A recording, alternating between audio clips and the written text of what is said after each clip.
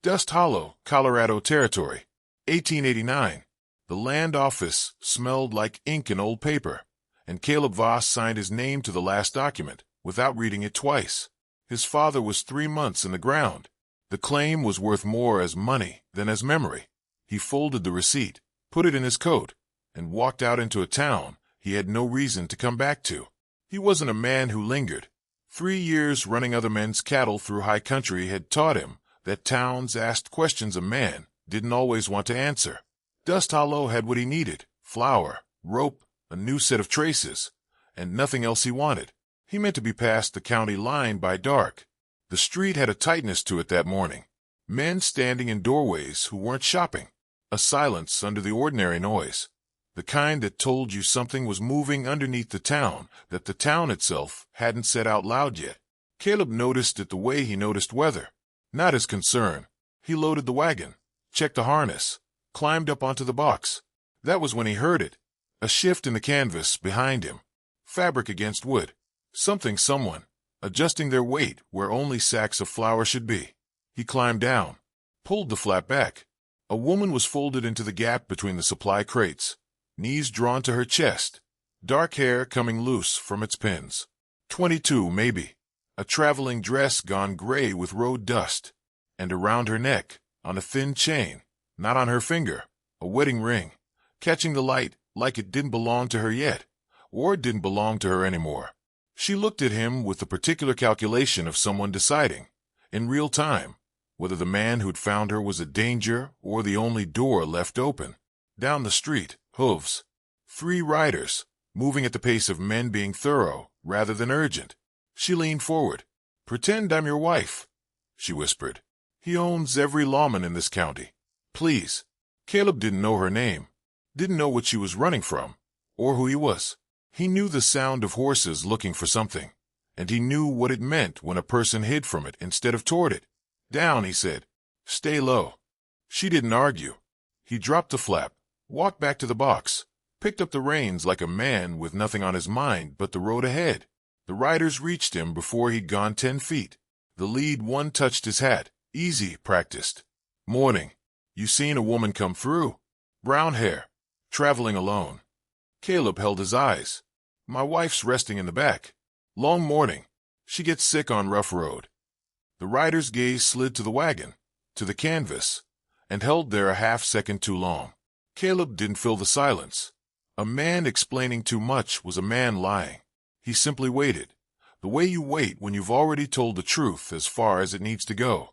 The rider nodded, finally, and touched his hat again. Caleb flicked the reins. The horse moved because horses move when you ask them to, and the wagon was rolling before anyone behind him had decided what to do about it. They let him go almost half a minute. Then he heard them fall in behind, not closing, not urgent, following. Patient men didn't need to hurry. That was what made them the worst kind to have behind you. Caleb kept his eyes on the road and understood, with a plain, cold clarity, that whatever he just stepped into, there was no clean way to step back out of it.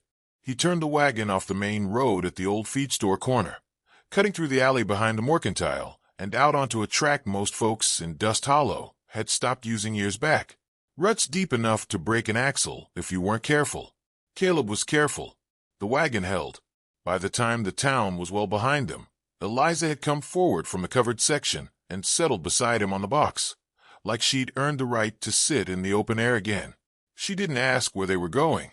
She stared at the road ahead the way a person stares at something they're still deciding how to survive.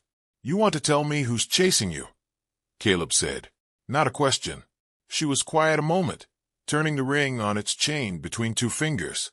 "My father was territorial marshal here. 6 years. He died last spring. Hunting accident, they called it." A short, humorless breath. Nobody looked twice. Nobody wanted to. "But you did. I found his ledgers." She said it plainly, like a fact she'd already worn smooth from handling. Numbers that didn't sit right. Land purchases under names that weren't names, all through 3 counties.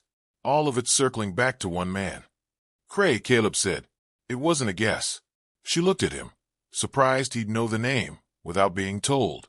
"Judge Nathaniel Cray owns the land office, half the banknotes in this county, and every lawman fool enough to work for him.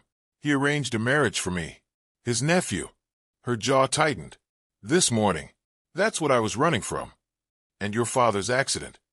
I think he found what I found. I think that's why he's not here to ask. She said it steady, but her hands weren't steady, and Caleb noticed the difference between the two and didn't comment on it. He drove for a while without answering. The Wyoming, no Colorado. He corrected himself out of habit, still adjusting to the notion that trouble followed the same shape, no matter what territory you were in. Sky was going the color of an old bruise to the north. Weather coming, and coming fast. I had a family friend once, he said finally. Man named Everett. Ran cattle 2 valleys over from us. Got into a boundary dispute with a rancher who had the judge's ear. Everett was right. Didn't matter. The paper said otherwise, and paper backed by the right man's signature beats being right. Every time out here. He kept his eyes on the road. Buried him the next winter. Never proved what happened wasn't an accident either. Eliza looked at him a long moment. That's why you didn't hand me over back there. Not because you believed me. Didn't need to believe you yet, Caleb said. Just needed to know I hadn't heard your side before I did something I couldn't undo. She didn't say anything to that. He thought maybe she was deciding whether it was enough. He thought maybe it was. The wind picked up sharp from the north, carrying the particular cold that meant the mountains were done being polite about the season. Caleb looked up the pass ahead, the long way home, the one crazed men wouldn't expect a loaded wagon to survive, and then looked east, toward the main road they'd left behind. Smoke, thin but there. Riders' fires, already ahead of them, already covering the easy route home. The safe road was gone. What was left was a hard one, and the sky over it was turning the color of a storm that didn't intend to wait for anyone's plans. Caleb flicked the reins harder. If the weather beat them to the high pass, the storm wasn't going to be the only thing they had to survive tonight. Before we ride on, I want to ask you something. Caleb didn't know Eliza, didn't know her name until she gave it, didn't know the truth of what she was running from, didn't know if the men behind him were lawmen doing their job or something worse, wearing a badge of shadow. All he had was a woman hiding in his wagon, and the particular sound of horses looking for something. He lied anyway, put himself between her and whatever was coming, before he had a single fact to stand on. So tell me, would you have done the same for a stranger? Or would you have waited until you knew the whole truth, before deciding whose side you were on? Drop your answer in the comments. I read every one of them, and I want to know where you land on this. Now, back to the road, because that storm isn't waiting for anybody's answer. The storm caught them a mile short of the pass. It came down the way mountain storms come, without patience, without warning that meant anything. Caleb pushed the horse hard off the main track, toward a line cabin his father had built for summer grazing, a single room with a stone chimney, and a woodpile stacked outside from old habit. They got the horse into the lean-to, the wagon alongside it, and themselves through the door with maybe 10 minutes to spare before the world outside turned white and unreadable. The pass closed behind them that night. It wouldn't open again until spring. That first evening set the pattern for the ones that followed. Caleb built a fire. Eliza went out into the storm without being asked and came back with salt pork and flour and 2 blankets, already planning the meal before he had the flame properly caught. She didn't wait to be told what needed doing. She simply did it, and let him notice in his own time. The weeks that came after weren't dramatic. They were practical. The cabin was small, and small spaces have their own kind of honesty. You learn a person by what they do with their hands, not by what they say. Eliza turned out to be handy with a rifle, cleaning and loading it with the unshowy competence of someone who'd grown up around guns and horses both. She mended the split leather on the harness without mentioning she'd done it, the way she'd mend the torn hem of her own sleeve.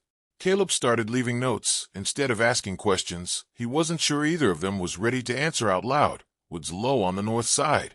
There's coffee if you want it. She answered in kind. Harness is fixed. Used the last of the thread. Small, unremarkable exchanges. They added up to something neither of them named yet. It was the ledger that broke the quiet open. Eliza had carried her father's account books out of dust hollow rolled inside her spare dress, not fully sure why, only sure she'd need them someday. One night, with the wind screaming past the chimney and the fire down to embers. She spread the pages across the small table and asked Caleb to look at the numbers with her. A second pair of eyes, she said, for figures that had never sat right. They didn't sit right for long. Land purchases, dozens of them, spread across 3 counties, all filed under names that led nowhere. Dead relatives, invented cousins, men who didn't exist outside of paper. But every purchase traced back, eventually, through a chain of signatures and witness deeds, to Judge Nathaniel Cray. He's not just buying land, Eliza said slowly, tracing a column with one finger. Look, every parcel touches water. Creek frontage, spring rights. He doesn't want the ground. He wants what runs through it. Caleb sat back and looked at the pattern laid out plain across the table. Statehood's coming in a year, maybe 2. Once it does, water law changes. Whoever holds the rights before that happens holds them for good. He looked at her. This isn't about your family's claim. That was never the whole plan. It's the last piece, she said quietly.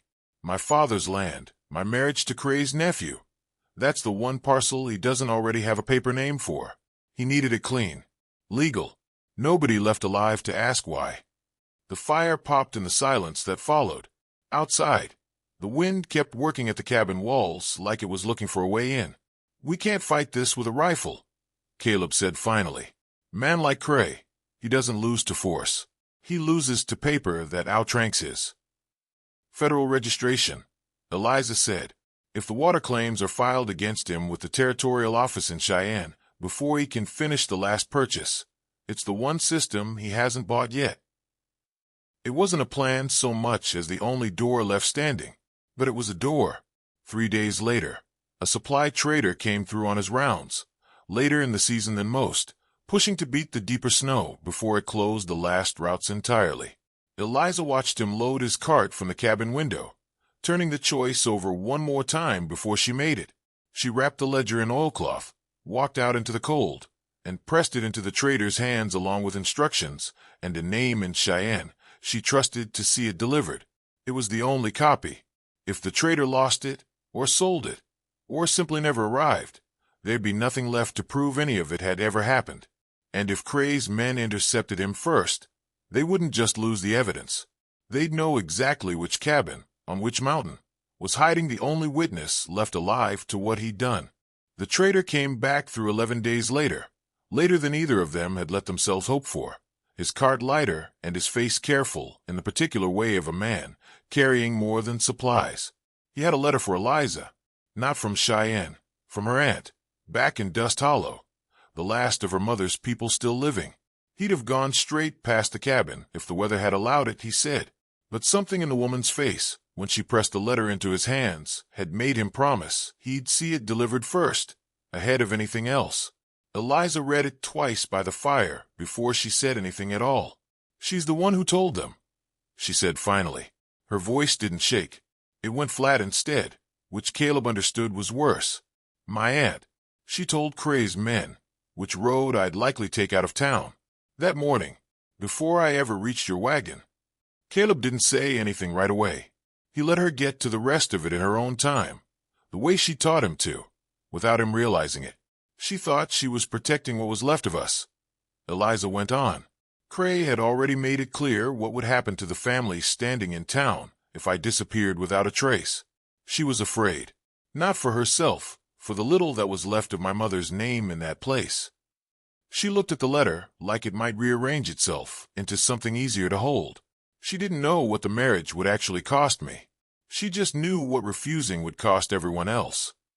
That's not the same as betrayal, Caleb said quietly. Isn't it? Eliza looked up at him. The ledger's in Cheyenne now. If it holds, Cray goes down for what he did to my father, for the water rights, for all of it. But it won't stop there. People will ask why a marshal's daughter needed rescuing from her own family's front door. My aunt's part in that comes out too, whether I wanted to or not. Caleb was quiet a long moment, turning something over before he let it out. My father's partner was a man named Everett, he said. I told you a rancher forced him under with a rigged boundary claim. What I didn't tell you, Everett's own brother signed the false surveyor's report. Money mostly. Some fear mixed and same as your aunt's. Nobody ever called it betrayal to his face. called it circumstance instead, and let it lie there unspoken every Sunday supper for years. He met her eyes. Fighting men like Cray never costs you just the enemy. It costs you people you didn't expect to lose too. I know that particular price. I paid a smaller version of it once, and it never fully leaves you. Eliza folded the letter carefully, like something she meant to keep despite everything it had cost her to read. Then you understand why I have to decide, not just whether the truth gets out, but whether I'm the one who lets it take her down with him. I do, Caleb said, and I know there's no clean version of that choice waiting for you, just the one you can live with after. She nodded slowly, and for a while neither of them said anything else. The fire held its own conversation instead, snapping and settling in the quiet. It was 2 mornings later that the trader, delayed by weather and clearly reluctant to be the one carrying it, brought the second piece of news. The pass would open within days, earlier than usual, the thaw coming fast this year. And Cray, through channels nobody had fully traced yet, now knew exactly which mountain, which cabin, held the woman he intended to finish what he'd started back in October. Eliza risked everything to get the truth into the right hands, knowing full well her own family had a hand in the danger she was running from. So here's the question. Was justice through the law worth that risk? Or should she have taken the safer road and simply run, protecting her family's name along with her own? Let us know where you land in the comments below. And stay with us, because the pass is opening, and Cray is already on his way. The last night before the thaw, the cabin was quiet in a way it hadn't been all winter. Not the silence of 2 strangers, keeping their distance. The other kind. The kind that settles once there's nothing left unsaid that needs saying out loud. Only things that need saying anyway. Eliza sat by the fire with her father's ledger copy, the one she kept back, just in case, resting closed in her lap. Caleb sat across from her, turning his coffee cup slowly in his hands, not drinking it. Pass opens tomorrow, he said. I know. I can take you anywhere you want to go, once it does. Cheyenne, Denver, if the ledger holds and you want to see it through in person. Anywhere. He looked at the fire instead of at her. You don't have to stay stranded here just because the snow made the decision for you all winter. Eliza didn't answer right away. She watched him instead, the way she'd learned to watch him, for the truth underneath what he was actually saying. That's not really what you wanted to tell me, she said quietly. Caleb was quiet a moment longer. Then he set the cup down, the way a man sets something down when he's done circling it. No, he admitted. I can take you anywhere. That part's true. But I don't know how I'd come back here after, and walk into an empty house, and call it the same place it was in October. He looked at her then, plain and unhurried, no performance in it. This cabin was my father's. The ranch beyond it was going to be mine, and my brother's both, before he passed, and before I decided a man alone didn't need that much room. I've been living in a house built for more than one person for a long while now, Eliza. Didn't understand what that meant until this winter. Eliza held the ledger a little tighter in her lap, like it was the only steady thing in the room. That's not a small thing to say to someone who might not have a home to offer you back. Wasn't asking for one, Caleb said. Just telling you the truest thing I know how to say before tomorrow comes, and everything gets complicated again. She looked at him a long moment. Something in her face, the careful, assessing look she'd worn since the day he'd found her in his wagon, eased into something quieter. Ask me again, she said softly, once this is over. I intend to, Caleb said. Neither of them said anything else that night. They didn't need to. The fire burned low, and outside, the first real thaw wind moved through the pines, loosening months of snow from the branches. By the time the gray light of dawn found the cabin window, the mountain trail below was clear enough to travel, and on the horizon, rising slow and unmistakable against the pale morning sky, came dust. Riders, many of them. Cray had found the road at last, and he hadn't come to talk. Cray rode in with 8 men behind him, the kind of number meant to make resistance look foolish before a word was even spoken. Caleb was already in the yard when they arrived, standing easy, not reaching for anything. He'd learned long ago that a man who goes for his gun first is a man who hasn't finished thinking. Cray himself looked exactly like a man who'd never needed to raise his own voice, because other men had always done the raising for him. "Voss," he said, from horseback, not bothering to dismount, "you've been harboring something that belongs to me." "She's not a possession, Judge," Caleb said, "and she's not on your land. She's on mine." Cray's smile didn't reach anywhere near his eyes. "That's a small thing to stand on." "It's the only thing I need." The cabin door opened. Eliza stepped out onto the porch, steady, the ledger copy held at her side, like something she'd stopped being afraid of somewhere over the winter. Cray's gaze found her, and for just a moment, something almost like uncertainty moved behind his composure. That was when the second sound reached the yard. Hooves from the trail below. Several riders, unhurried. Tom Harmon from the neighboring spread, and two others Caleb recognized from the valley. Men who'd watched Cray's reach stretch a little too far into their own affairs over the years, and had simply been waiting for a reason to say so out loud. Cray's men shifted in their saddles. The math of the yard had just changed, and everyone in it could feel it. Then came the third arrival, and it was this one that actually mattered. A man in a plain traveling coat, unarmed, carrying a leather case instead of a rifle, riding up the trail behind the valley men with the unbothered patience of someone who already knew how this was going to end. "Judge Cray," the man said, dismounting. "Territorial Land Office, Cheyenne.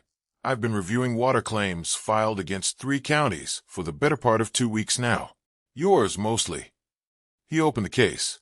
"I believe you, and I have some paperwork to discuss." Cray said nothing. For a long moment, he simply looked at the surveyor, then at his own men, several of whom had already eased their horses a step back from the center of the yard, unwilling to be standing too close to whatever was about to happen to a man whose authority had just run out of ground to stand on. "This isn't finished," Cray said finally, though it came out thinner than he likely meant it to. "It is," Caleb said. Cray turned his horse.